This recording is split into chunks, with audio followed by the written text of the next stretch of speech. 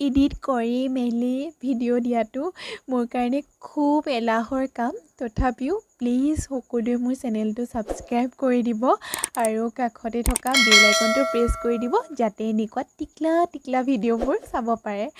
আজি ভিডিঅ' মানেনো কি, মাত্ৰ লৈ আহিছোঁ স্কিন পেইণ্টিঙৰ কাপোৰ দুযোৰ।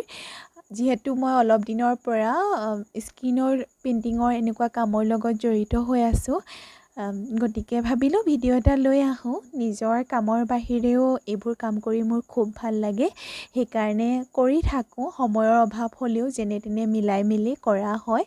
আৰু এই দুযোৰ অৰ্ডাৰ আছিলে, চিলভাৰ কালাৰ কৰিছোঁ। বহুতে কয় চিলভাৰ কালাৰটো গুচি যায়, কিন্তু মই তেনেকুৱা ধৰণৰ কোনো অসুবিধা পোৱা নাই। প্ৰথম কৰোঁতে বাৰু দুযোৰত অকণমান দিগদাৰ পাইছিলোঁ, কিন্তু তাৰ পাছৰ পৰা তেনেকুৱা একো হোৱা নাই। ভালদৰে যদি কৰিব পাৰে, বা ৰিডিউচাৰটো আচলতে মই আজিকালি মিক্স নকৰোঁ চিলভাৰত, ৰেডি মিক্স কালাৰ এটা পায় চিলভাৰৰ, তো সেইটোৱেই মই ইউজ কৰোঁ। সেইটোৰ কোনো ধৰণৰ মানে গুচি নাযায়। এইটো চিলভাৰ কালাৰটো বহুতে কৈ থাকে, মই ভিডিঅ'ত দেখিছোঁ যে এই কালাৰটো গুচি যায় নেকি, কিন্তু নাযায়। এযোৰ ভাল লাগিছে, কটনৰ হয় আৰু নিজে পিন্ধি অহা কাপোৰযোৰ বা নিজে কৰি দিয়া কাপোৰযোৰ আনে যেতিয়া পিন্ধি আহে, মই আচলতে খুব ভাল পাওঁ। যেনেকুৱাই নহওক, হেণ্ড এম্ব্ৰইডাৰী হওক, এয়া হওক, সেইকাৰণে সময় উলিয়াই মেলি তাৰমানে কৰিবলৈ মন যায়।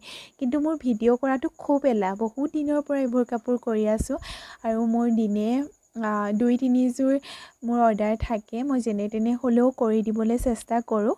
যিহেতু অৰ্ডাৰ কাপোৰ যেনে তেনে নহয় ভালকৈ কৰিব লাগে, সেইটো কাৰণে মোৰ কৰি মেলি মানে ভিডিঅ' বনোৱা বা ফটো মৰা মোৰ খুব কমহে হয়।